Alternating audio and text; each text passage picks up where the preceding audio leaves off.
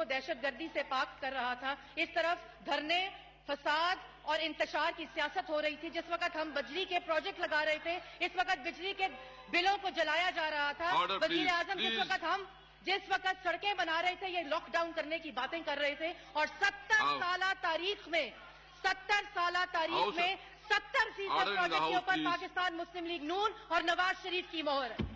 जनाब स्पीकर, अगर मैं जज्बा इंसार की बात करते हुए उस वक्त के वजीर आला शहबाज शरीफ की बात करूं, जिन्होंने पंजाब की नुमाइंदगी को अपने भाइयों और वफाक की इकाइयों के लिए कुर्बान किया, और जिन्होंने नारे नहीं लगाए, 5000 से ज्यादा बिजली बनाकर अपने भाइयों में तकसीम की।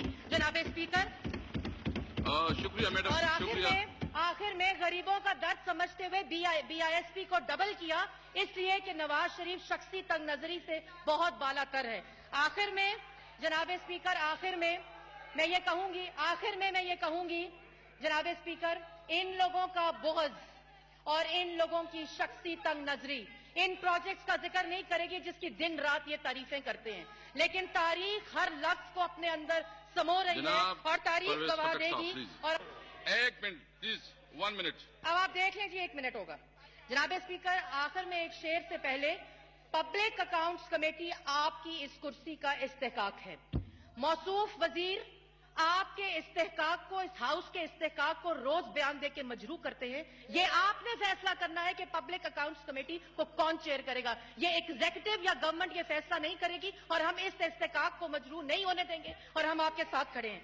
और आखिर में जनाब स्पीकर, वो शेर जो मैंने आपको कहना था, जिन्होंने इस मुल्क को लूटा, जिन्होंने इस मुल्क के ऊपर डाका डाला, जिन्होंने इस मुल्क को चोरी की, उसके लिए आपके पास तमाम अदारे मौजूद हैं कि आप एहतसाब करें, क्योंकि अब आपका हिसाब शुरू हो चुका है।